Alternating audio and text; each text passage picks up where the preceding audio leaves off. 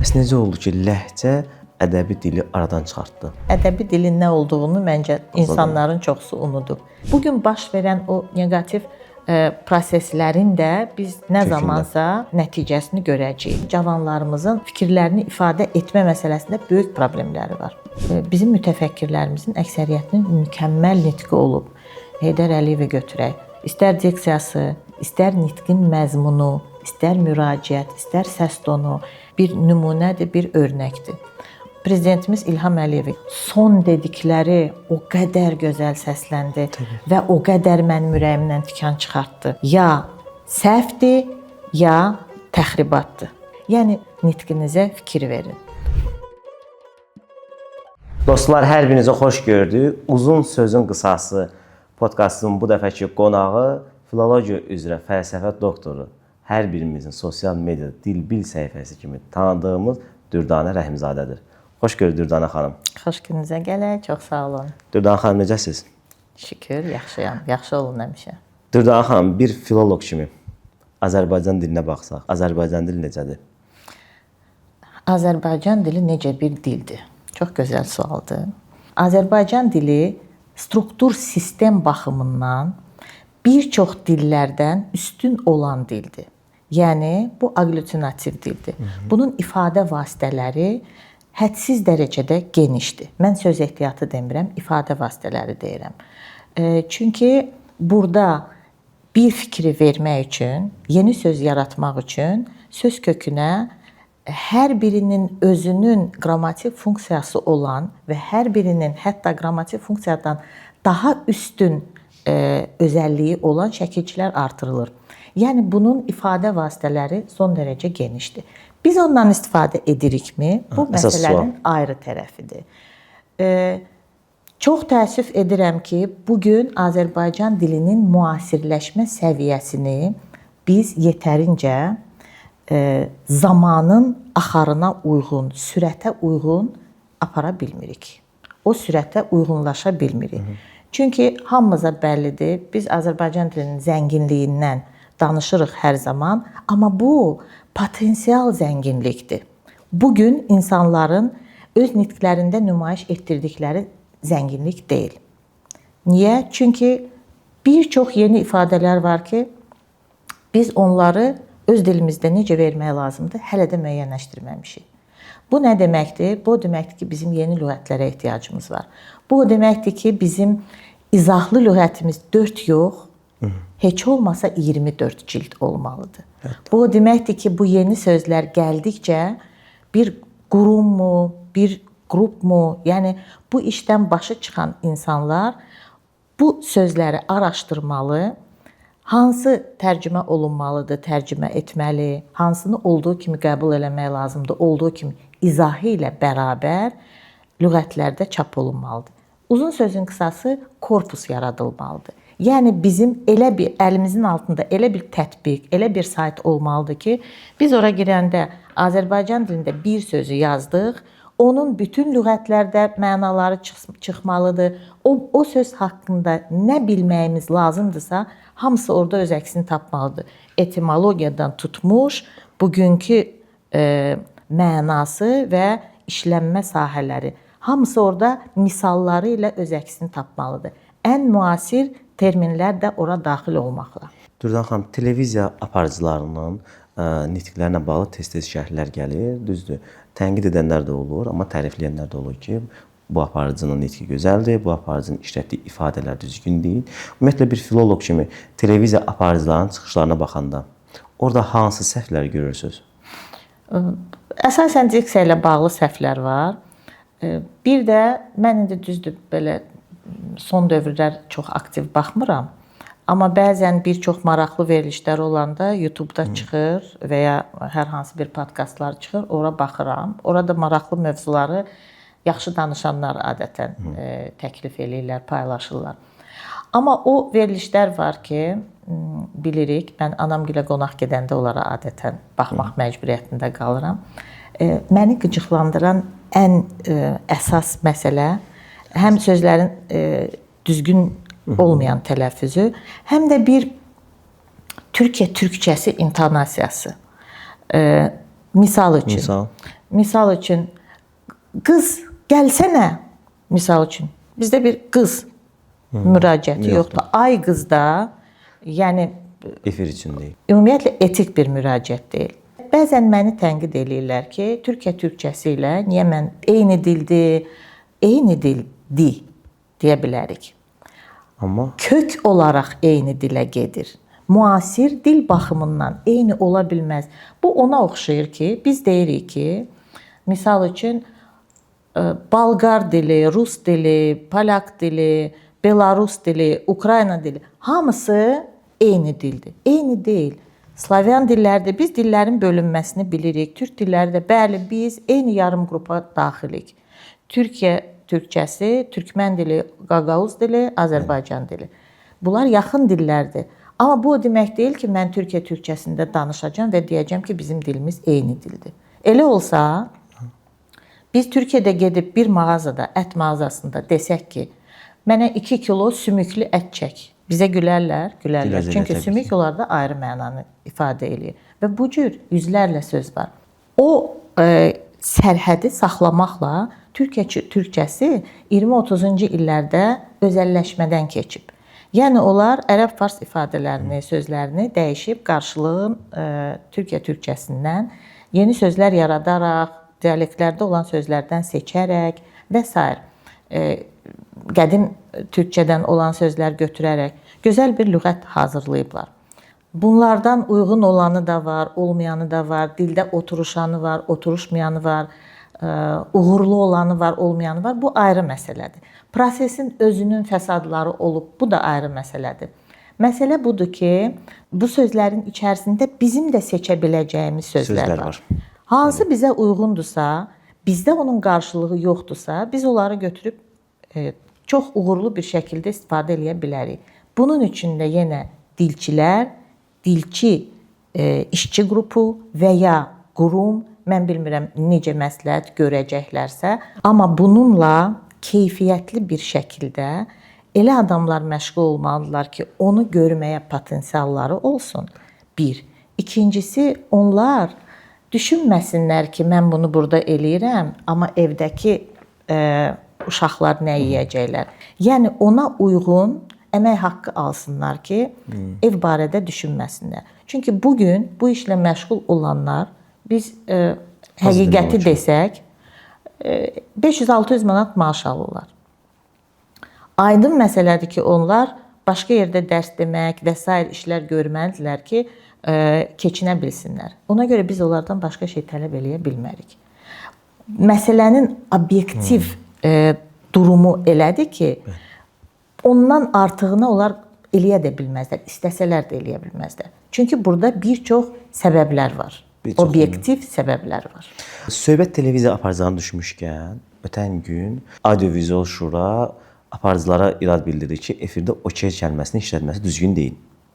Amma bəzi aparıcılarımız bu ifadəni işlədir. Sizcə bunun işlədilmə səbəbi həmin aparıcının sözünün bazasının az olmasıdır, yoxsa ki, efirdə daha belə deyək də səviyyəli görünməsi üçün istifadə edir? Hesab eləyirəm ki, hərəsindən biraz var. Məsələn, mən bir dəfə bax elə bu cür bir çox tələffüzlərin doğru olmadığının şahidi oldum kiçik bir video çarxda. Həmən insana yazdım. Əslində çox baxdığım bir səhifə idi. Maraqlı kontent idi, dir idi deməyim. Və o mənə belə bir cavab yazdı. Biz insanların qəbul edə biləcəyi, insanların rahat qulaq asa biləcəyi gündəlik danışıq dilində danışırıq ki, insanlar bunu dinləsinlər rahat. Yəni dinlənmə səbəbi reytinqə görə. Və bu okey, wow və s. biraz da o var ki, mən müasirəm, mən müasir tərzlə gedirəm və s. Qız ilə danışır, bu bir tərəfə. Hər şey çəhra idi və bunun danışıq tərzi belə idi. Maşını gəlir, açır, maşında da hər şey çəhra ilə. Bu mənim jajqalkamdır, rozovi rəngdə. Bu mənim birilokumdur, hamısı rozovidir. O qədər iyrənc səslənirdi mənim nəzərimcə. Amma baxış sayı aşırı-daşır. təəssüf etdiyim məqam odur ki, zövqü onlar formalaşdırırlar. Və hətta filmlərdə mən görəndə ki, "Vsyo, okey" kimi kəlmələrdən istifadə olunur. Mən ona da etiraz bildirmişdim. Mənə dedilər ki, biz həyatda olan canlı danışıq dilini orada əks elətdiririk. Amma mənə elə gəlir ki, hər şey insanın gördüyündən və onun vərdiş etdiyindən asılıdır. Biz gördükcə vizual eşitmə yaddaşı və görüntü yaddaşı nəyisə alır, istəsək də, istəməsək də biz onu təkrarlayırıq. Ona görə bizim televiziyalardan gördüyümüz daha yüksək səviyyəli olmalıdır ki, yaxşı şeyi təkrarlasınlar. Bu yumurta toyuq, toyuq yumurta məsələsinə dönür. Mən belə eləyirəm ki, məni çox dinləsinlər, mənə çox baxsınlar. Baxanlar da onların zövqünü xarab eləyirəm buna görə. Onların zövqü biraz da xarab olur. O zövq gedir digərlərinə. Beləliklə zövqün səviyyəsinin aşağı düşməsi prosesi hal-hazırda intensiv şəkildə gedir. Və beləliklə bu əgər televiziyalar buna nəzarət eləməsələr, filmlərdə nə olsun ki, cəmaət okey deyir, nə olsun ki, vsyo deyir, nə olsun ki, o cür sözlər işlədilir. Orada sən vsyo demə, oldu denən orada, başqa bir söz işlət. Məqama uyğun söz tapmaq asandır. Vacib deyil ki, belə vsyonu olduğu kimi tərcümə eləyək. Yəni, orada variantlar çoxdur, seçimlər çoxdur, sadəcə istək lazımdır. O zaman belə demək olar da, həm söz bazaları zəifdir, həm də ki, özlərini tamaşaçının yanında daha səviyyəli göstərmək, müasir göstərmək üçün kəlmələrdən istifadə edirlər. Sanki uyğunlaşırlar, sanki bu nəyə oxşayır? Balaca bir dəlləkxana açır, yazır, misal üçün, nə bilim, nə salon, beauty, bilmirəm, belə gözəl öz aləmində o cür sözlər qoyur ki, bura gələn çox olsun. Onsuz da gələnlər adətən xidmətə baxacaq, səviyyəyə baxacaq, işin nəticəsinə baxacaq. Sən o beauty-ni qoydun, o bir ay işlədi. Bir aydan sonra sən keyfiyyətsiz iş görəndən sonra yenə ora gəlməyəcəklər. Dürdanə xanım, baxın, sizin sözdə qüvvət blogerin bir misal çəkdiniz, ad çəkmədir. Bugünkü gün reallıqdır ki, influencerlərin, blogerlərin insanlara böyük təsir gücü var. Baxın, elə onların səhifəsinə baxanda, onların danışıq tərzlərini görəndə, hansı səhvlər görürsünüz onlardan çox? Bayaq qeyd elədiyim kimi, barbar sözlərin istifadəsi. Yəni, rus dilində səslənən, Azərbaycan dilində qarşılığı olan, amma işlətməyə öyrəşdiyimiz, daha doğrusu öyrəşdikləri, həmən o prostu olduğu kimi də işlətsələr, yenə adamı yandırmaz. Son dövr Türkiyə türkçəsinə meyillilik, həmən o dedim də, ammanı amma kimi tələffüzü. Bizim heç bir qaydamızda ammanın amma kimi tələffüzü, bir şey demək istəyirəm əvəzinə, bir şey deyəcəm. Həmən, tamam var, amma oldu mənasında tamam yoxdur. Yəni, istifadə eləmək olar. Onsuz da biz ərəb alınmalarından istifadə edirik və mən bunu dilin nöqsanı olaraq qəbul eləmirəm. Ərəb alınmaları hər bir dildə. Bugün İngilis dili fəxr eləyir ki, onun 1 milyon söz ehtiyatı var. Əslində isə o 1 milyonun 80%-dən çoxu alınmadı. Və onlar bir ucdan alırlar, lüğətlərini tamamlayırlar. Heç kim də buna görə onların dilini nöqsanlı bir dil olaraq qəbul eləmir. Biz də eyni qaydada ərəb, fars alınmaları, indi onun zamanı keçib, bu biri alınmalar sadəcə hamısı tənzimlənməlidir. Burada başqa bir şey ortalığa çıxır. Lazım olmayan sözləri işlətmək. Dilimizdə mövcud olan sözlərin əvəzinə başqa dillərdən söz işlətmək. Bu, həmən o blogerlərin, influencerlərin ən böyük nöqsanıdır. Onların çox böyük kütləsi var. Tamaşaçı kütləsi var. Və onlar onların təsiri altındadılar. İstər-istəməz onların dediyini təkrar eləyəcəklər. Əlbəttə təkrar eləyəcəklər. Ona görə o təbəqəyə necə əlimiz çatmalıdır, mən onu bilmirəm. Amma ehtimal eləyirəm ki, keyfiyyətli kontentlərin sayını artırsaq, həm ötürməli informasiyanın lazımlı olduğunu nəzərə almaq, həm də müasir tərzdə bir video çarxlar və yaxud kontentlərin sayı artsa, düşünürəm ki, bəlkə müəyyən kütləni bu tərəfə doğru yönəltmək mümkün olar. Baxın, Türkiyə türkçəsindən bəhs etdiniz. Düşünürsünüz ki, Türkiyə türkçəsində olan sözlərdən istifadə edir də Azərbaycanda bir çox insanlar. Bu türk serialların, türk kinoların təsirindən sonra yaranıb? Bir mənalı şəkildə. Bir mənalı şəkildə serialların təsiri çoxdur. Hələ seriallar üçün mən ayrı bir paylaşım da eləmək istəyirdim. Bizim nitqimizə təsir eləməyi bir tərəfə, zehnə də təsir eləyir, dünya görüşünə də təsir eləyir. O mövzulara mən adətən türk seriallarında ən çox baxışı olanları girib baxıram ki, burada mövzu nədir? 90%-nin mövzusu nədir? Sevgi olacaq. Yox, sevgi olsaydı şükürlü olardı. İki düşmən tərəfin bir-biri ilə mübarizəsi, silahdan elə-belə şillə vuran kimi istifadə eləmək, bu onu vurdu, o bunu vurdu, sanki polis yoxdur bu dünyada, bu ölkədə polis yoxdur və bunu dünyanın hər yerində izləyirlər. Bizdə də izləyirlər. Bizim cavanlarımızın zehnində buna uyğun dəyişikliklər baş verir. Biz istəsək də, istəməsək də. Şuuraltı istər-istəməz dəyişir. Elədir. Bunu eləmək rahatdır. Bunu eləmək elə böyük bir şey deyil. Uzaqbaşı. Çünki orada sətir altı bir məna da gedir. Bir fikir də gedir. Heç nə olmaz, vuraram, gedib yatıb çıxaram. Yəni bu dəhşətli bir fikirdir və bu adi fikrə çevrilir. Yəni şuur altına dillə bərabər bu fikir də ötürülür o seriallardan.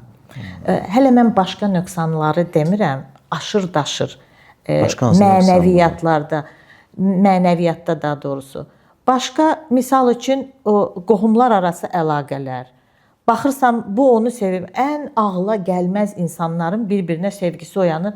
Bu da mənəviyyatı korlayır. Cavanların mənəviyyatı bundan çox hədsiz dərəcədə korlanır. Mən misal üçün bu barədə bir dəfə paylaşım elədim. Çox sevə-sevə baxdığım bir serial idi. İki bir-birindən fərqli düşüncəyə malik ailələrin qohum olaraq bir arada keçinməsi, yaşaması ilə bağlı. Filmi o qədər iyrənc yerə gətirdilər ki, mən müraciət elədim ki, bu filmə baxmayaq.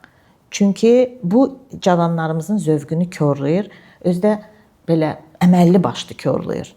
Mən özüm də hamısını saxladım. Çünki bir filmdəki aktyorla rejissor arasında münasibət korlanır. Aktyoru çıxardırlar, ssenarini buna uyğun dəyişirlər. Bu demək deyilmi ki, tamaşaçıya olan hörmət sıfırdır? Niyə o tamaşaçı ona baxmalıdır ki? Dili qoyuram bir tərəfə. Amma cavanların dilinə, baxın, bütün o seriallarda necə bir həyat göstərilir. Gözəl geyimlər, gözəl evlər və s. Bunların hamısına meyl çox yüksək olur və onların danışıqlarını bizim cavanlarımız dəhşətli dərəcədə təkrar edirlər. Və dilimizdə olmayan sözləri gətirirlər, dilimizdə qarşılığı olan sözlər əvəzinə oradan lazımsız sözləri gətirirlər. Mən hətta restoranların üzərindəki yazılardan dəhşətə gəlirəm. Ə də var, ə olan yerdə e də var. Məsələn, ət yazır ə ilə, ləzzəti yazır e ilə. Bu e, ə məsələləri klaviaturada da onlar tənzimlənmədiyinə görə, tənbəllikdən hər halda, çünki o bir dəqiqəlik bir işdir. Orada da artıq mən ilk 90-cı illərdə xaricdən tələbələr gələndə, ilk tələbələr Türkiyə və İrandan gəlirdilər. Türkiyədən gələnlərin ən böyük yazı problemi e, ə-də idi. Mən böyük təəssüflə qeyd edirəm ki, indi bizim cavanlarımızda da e, ə məsələsi var yazıda. Nəyə görə?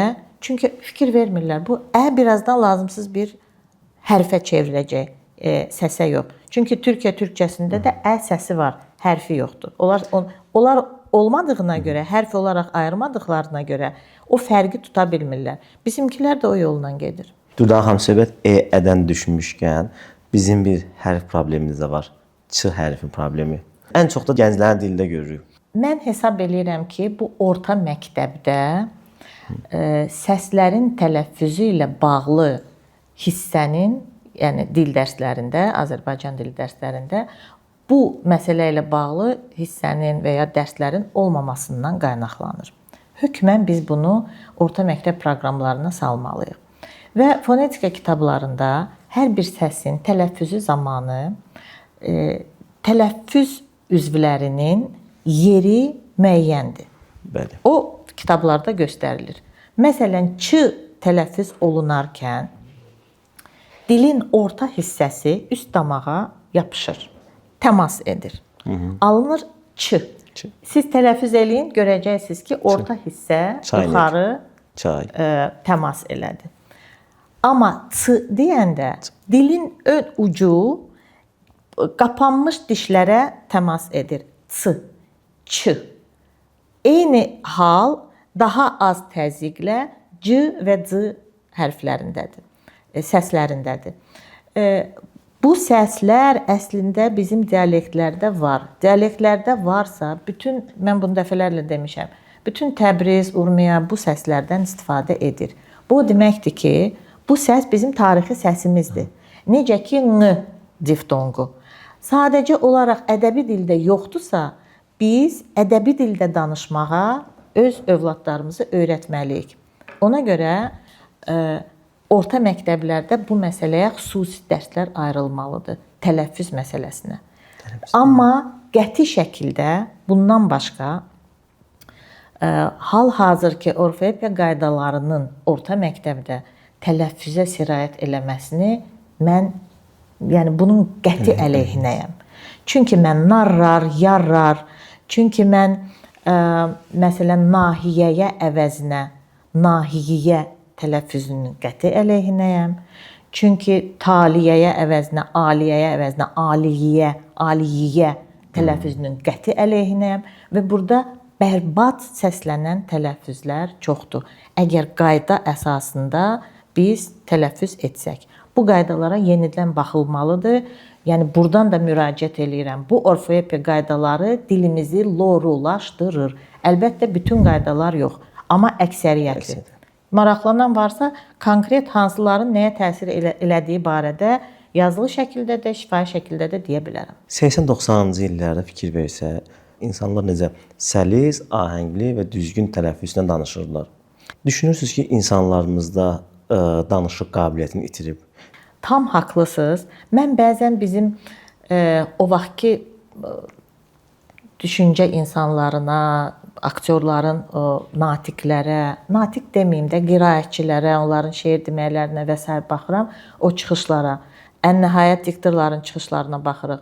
Bugünkü orfoepiya qaydalarının heç birinə riayət olunmur. Bəli, mənlə eyni dövrdə məzun olan 3 ilə bitirən belə bugün danışır, fikrini çox rahat ifadə eləyir. Səbəb bilirsiniz nədir? Testlər. Çünki orta məktəblərdə, mən ali məktəbdə dərs deyirəm, mən tibbi mətni tələb eləyirəm, gəl, auditoriya qarşısında danış. Tələbə mənə deyir ki, mən indiyə qədər heç vaxt bizdən tələb eləməyiblər bir auditoriya qarşısında, sinif qarşısında danışmağı bizdən tələb eləməyiblər. Niyə? Ancaq testə yönəlirlər. Çünki məqsəd odur. Biz nəyin öhdəsindən gəlmək istəyiriksə, ona doğru da hərəkətlər eləyirik. Məqsədimiz son nəticədə test eləməkdir. Testləri eləyirik, danışmağa ehtiyac yoxdur.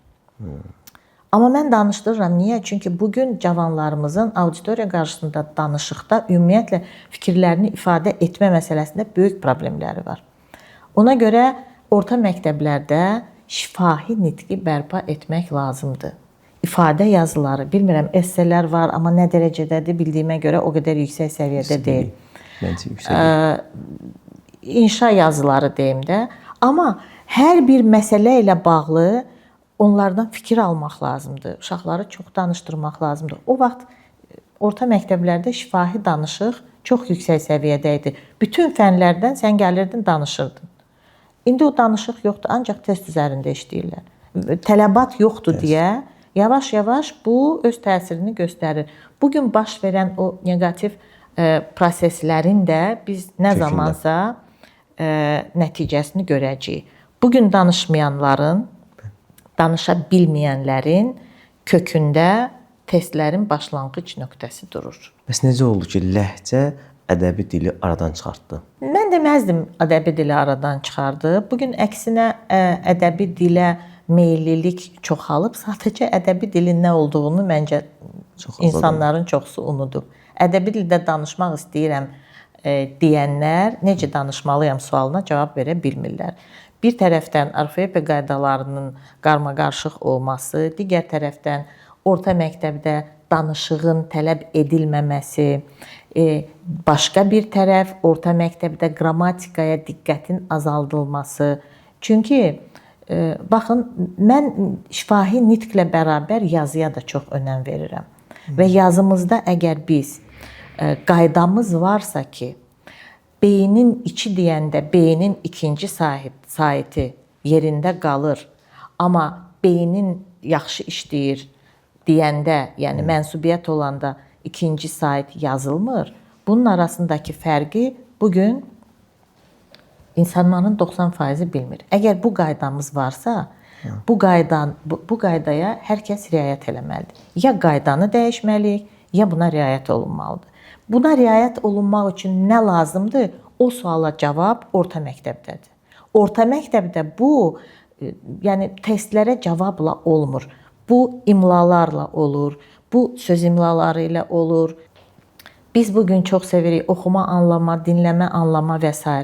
Əslində oxuma, anlamaya bu qədər yön vermək, bu qədər diqqət ayırmaq bizi yazı qaydalarından uzaqlaşdırır. Halbuki yazı qaydaları olmasa sabah dilin kökü dəyişəcək. Biz bu sabah dediyim 10 ildən sonra deyil. 60-70 ildən sonra insanların heç biri artıq doğru yazmaq kimi bir tələbat hiss eləməyəcəklər. Və bu dilin strukturuna çox bilmirəm, kəskin şəkildə hesab eləyirəm. Bəlkə mən biraz şişirdirəm, bəlkə də yox. Amma təsir gücü bir mənalı şəkildə olacaq. Tənqidlərlə yanaşı gəlin səmimi etiraf edək ki, dövlətimiz Azərbaycan dilinin saflığının qorunması üçün hər cür addımlar atır. Bir mənalı şəkildə. Hər il yeni sözlər alınır, lüğətə daxil olunur. Bəs kimlər gözəl danışır dilimizdə? Tarixə baxsaq, İsmayıl Şıxlı, Şıxəli Qurbanov, Məmməd Əmin Rəsulzadə, yəni o vaxtdan etibarən bu tərəfə doğru bizim mütəfəkkirlərimizin əksəriyyətinin mükəmməl nitqi olub. Heydər Əliyevi götürək. İstər diksiyası, istər nitqin məzmunu, istər müraciət, istər səs tonu, hər biri bir nümunədir, bir örnəkdir. Bugün prezidentimiz İlham Əliyevi götürək. Birinci, onun o 80 illik yubileydə, Amayanın 80 illik yubileyində son dedikləri o qədər gözəl səsləndi və o qədər mənim ürəyimdən tikan çıxartdı. Ya səhvdir, ya təxribatdır. Yəni bu qədər məsələni kəskin qoymaq bir çoxlarına bir fikir ötürdü ki, nitqinizə fikir verin. Bizim dilimiz qədimdir. Yenə də deyirəm, 50 milyondan çox insan üçün bu ana dilidir, çox zəngindir və xarici kəlmələrə ehtiyac da yoxdur. Düzdür, beynəlxalq leksikon var və hər birimiz bu leksikondan istifadə edirik. Amma əgər Azərbaycan dilində əzəli bir kəlmə varsa, başqa dildən kəlmənin gətirib əvəzləmək nə məqsəd daşıyır? Bu ya səhvdir, ya təxribatdır. Hər ikisi də qəbul edilməzdir. Azərbaycan dilinin saflığının qorunması hər bir Azərbaycan vətəndaşının işi olmalıdır. Dövlət, alimlər, dilçilər, yazıçılar, şairlər, jurnalistlər, siyasətlə məşğul olanlar, yəni bu məsələyə çox böyük diqqət verməlidir. Və İlham Əliyevin özünün nitqinə gəlin baxaq. Biz bilirik ki, onun təhsili rus dilində, ingilis dilində olub. Amma baxın, öz üzərində nə qədər işləyib, deməli təhsil almaqla deyil. Deməli, insan öz üzərində işləyəndə mükəmməl bir nitq ortalığa çıxardır və bu barədə də İlham Əliyevin nitqləri örnək ola bilər. Gəlin keçək tanınmış şəxslərə, aktyorlara, aparıcılara, daha sonra siyasi xadimlərə. Məsələn, mənim diqqətimi cəlb eləyən müğənnilərdən Faiq Ağayevin nitqidir. Fikrini ifadə etmə dəqiqliyi çox gözəldir. Yəni bilmirəm siz İzləmişəm çıxışlarını, yoxsa yox. dinləmişəm Bir çox çıxışlarını. aparıcılar var. Onların da nitqi, tələffüzü, diksiyası çox gözəldir. Səlim Babulluoğlu'nun nitqini mən son dərəcə bəyənirəm. Çox gözəl nitqi var. Həm tələffüzü, həm fikri ötürmə tərzi, cümlə qurma tərzi. Bu gün cümlə qurmaqda tək gənclər deyil, orta nəsil nümayəndələrində də var ki, fikri qısa cümlələrlə verir, sonra budaq cümlələrdən çox istifadə edir. Halbuki bizim dilimizin gözəlliyi onun tərkib özəlliyindədir. Ümumiyyətlə agglutinativ dillərdə o cümlədən, türk dillərinin hamısında o cümlədən Azərbaycan dilində tərkibli cümlələrin dilə, nitqə verdiyi gözəllik qədər bilirsiniz nəyə oxşayır? Elə bil ki, əlini vurursan içindən başqa bir məna çıxır. Gözəl. Bir də vurursan bir də başqa bir məna çıxır. O fe'li sifət və fe'li bağlama tərkiblərindən bugün biz istifadəni sıfıra endirmişik. Halbuki ondan istifadə olunsa nitq o qədər gözəl olur. Və bunu orta məktəbə, bunu gənclərə çatdırmaq lazımdır ki, onlar bu cür nitqləri dinləsinlər. Məsələn, orta məktəbdə mən istəyərdim ki, dərslərdə belə bir hissə olsun. Eyni fikri bərbad bir mətnlə vermək və ya adi, sadə sözlərlə, sadə fikirlərlə vermək, bir də gözəl bir şəkildə vermək. Yəni artıq o tam bədiləşmədən söhbət getmir. O cümlənin gözəlliyindən söhbət gedir, tərkiblərdən söhbət gedir. Mən burada hökmən filmlərimizi də o barədə də danışmaq istəyərdim, tərcümə filmləri. Tam təsadüfən İTV-nin dublyajına baxdım. Hansısa cizgi filmi dublyajı idi. Çox gözəl tərcümə eləmişdilər. Amma bu kütləvi hal almayıb hələ ki. Dublyajların bəziləri yaxşıdır, bəziləri çox sünidir. Dublyaj dilində, tərcümə dilində köməkçi nitq səsi 0 dərəcəsindədir.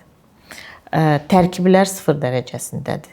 Elə belə ən bildiyimiz, ən məşhur olan köməkçi nitq bağlayıcılardan istifadə edirlər, qutardı getdi. Nə ədat var, nə qoşma var.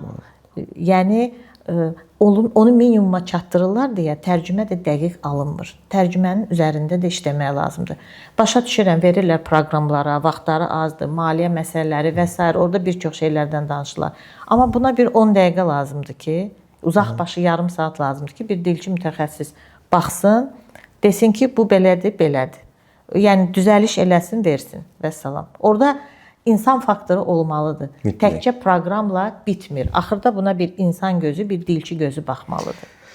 Baxın, siz deyirsiniz sözlərin düzgün yazılışı, düzgün tələffüzü, cümlənin düzgün quruluşu. İndi ChatGPT çıxıb. Bəzi insanlar sözləri yazanda düzgün yazılışını yoxlamaq üçün ChatGPT-dən istifadə edirlər. Qətiyyən ChatGPT bir çox hallarda Türkiyə türkçəsi ilə Azərbaycan türkçəsini ayırmır. Məsələn, mən uşaqlara sual verdim ki, agglutinativ dillər, yəni türk dilləri şəkilçilərin kökə artırılmasının sonsuz sayda böyüməsi xüsusiyyətinə malik olduğuna görə ən böyük söz düşünün deyin. Aydın məsələdir ki, hamı girdi ChatGPT-yə və çox böyük bir söz tapdılar. Bilmək köməkçi fe'li ilə. Bilmək. Bizdə bilmək, məsələn, danışa bilmək, oxuya bilmək və bizdə o ayrı yazılır. Türkiyə türkçəsində bitişik yazılır. Və bilməyi salıblar, qəşəng böyük bir dənə söz gətiriblər. Deməli, məsələsi yoxdur orada. ChatGPT 70% hallarda bizə istiqamət verə bilər. Amma orfoqrafiyada ChatGPT-yə qətiyyən inanmaq olmaz. Bir çox Azərbaycan dilinin bir çox özəllik. Məsələn, ChatGPT-yə götürün yazın. İndiki zamanın mürəkkəbi. O götürəcək mürəkkəb sözü ilə bağlı hamısını ora. Amma gəlirdi forması olmayacaq. Çünki o qrammatik adları görünür ki, ona verən olmayıb. Gələcəkdə onda o hər halda onun üzərində işləsələr, bilmirəm indi yəqin ki olar. Amma elə gəlin ən sadəsinə gedək də, elə özümüz öyrənək də onu. Nə olursunuz? İndi sonda sizə bir aparıcı adlar çəkəcəm. Onların arasında seçim edəcəksiniz və xatırladım ki, bu yalnız onların nitqlərinə bağlıdır. Yəni apardılar verilişlərin bəzən olur deyir, ay filan kəsin verilişin səviyyəsi aşağıdır falan yuxarı. Bu o deyil. Bu yalnız sizin nitqinizlə bağlıdır. Vüsalə Əlizadə yoxsa Aytən Səfərova? Aytən Səfərova. Aytən Səfərova yoxsa Zümrüd Bədəlova? Aytən Səfərova. Aytən Səfərova yoxsa Aytəkin Mərdunova? Aytən Səfərova. Aytən Səfərova yoxsa Xoşqədəm Hidayət qızı? Aytən Səfərova. Aytən Səfərova yoxsa Vüsalə Məmmədova? Vüsalə Məmmədova. Vüsalə Məmmədova yoxsa Elgiz Əkbər? Vüsalə Məmmədova. Vüsalə Məmmədova yoxsa Zaur Kamal? Vüsalə Məmmədova. Vüsalə Məmmədova yoxsa Zaur Baxşəliyev? Vüsalə Məmmədova. Vüsalə Məmmədova yoxsa Mətanət Əliverdiyeva? Mətanət Əliverdiyeva. Mətanət Əliverdiyeva yoxsa Zaur Nəbioğlu? Mətanət Əliverdiyeva. Mətanət Əliverdiyeva yoxsa İsa Şükürov? Mətanət Əliverdiyeva. Mətanət Əliverdiyeva yoxsa Dilarə Əliyeva? Mətanət Əliverdiyeva. O zaman yoxlanışda qalib Mətanət Əliveriyevadır. Mətanət xanımın nitqini mən də çox bəyənirəm. Təşəkkür edirəm gəldiyinizə görə Dürdana xanım. Minnətdaram, var olasınız. Mən təşəkkür eləyirəm ki, diqqətdə saxlayıb dəvət elədiniz. Təşəkkür Və edirəm. məhz dil mövzusunu ən önəmlilərdən saydınız. Var olasın. Belə dostlar, bugünkü buraxılışın sonuna gəldik. Buraxılışı izləyib qonağımızın da səhifəsində bu postun altına qeyd edəcəm. Sizin də əlavə nə suallarınız olsa, elə qonağın səhifəsinə daxil olub yaza bilərsiniz. Növbəti buraxılışda görüşənədək.